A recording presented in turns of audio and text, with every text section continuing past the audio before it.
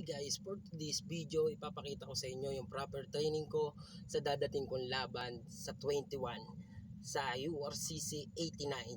Kaya let's go guys, subaybayan nyo yung mga training ko para mas makita nyo kung gaano kalupit. Talagang may tulog, hindi lang tulog, parang nakainom pa ng sleeping pills. Kaya ano pa ang ginagawa natin?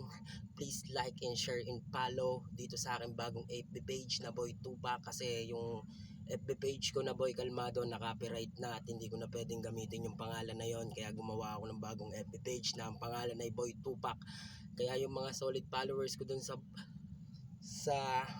mga solid followers ko dun sa kay Boy Kalmado, wala na po yun. Nandito na ang bagong FB page ko, Boy Tupac. Kaya let's go, papakita ko sa inyo yung mga training ko uli dito sa slapping na dadating sa laban ko sa 21. Let's go.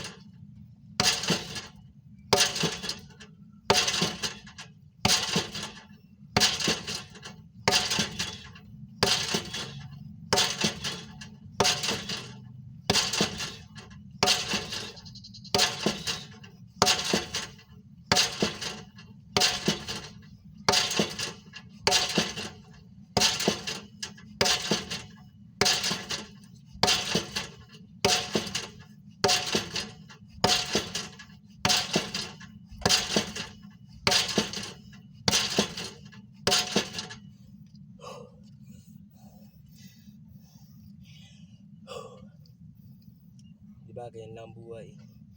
Training lang kahit naulan. At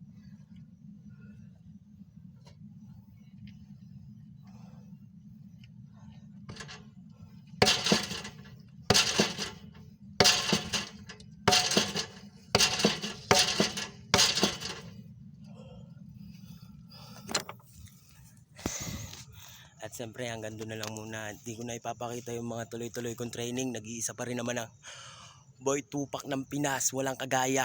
At unang-una sa lahat, gusto kong i-shoutout yung mga bago kong followers. At saka yung mga followers ko kay Boy Kalmado. Shoutout sa inyo, lipat na kayo dito kay Boy Tupac. Ang nag-iisang Tupac ng Pinas. Walang kagaya, nag-iisang Tupac. Bang!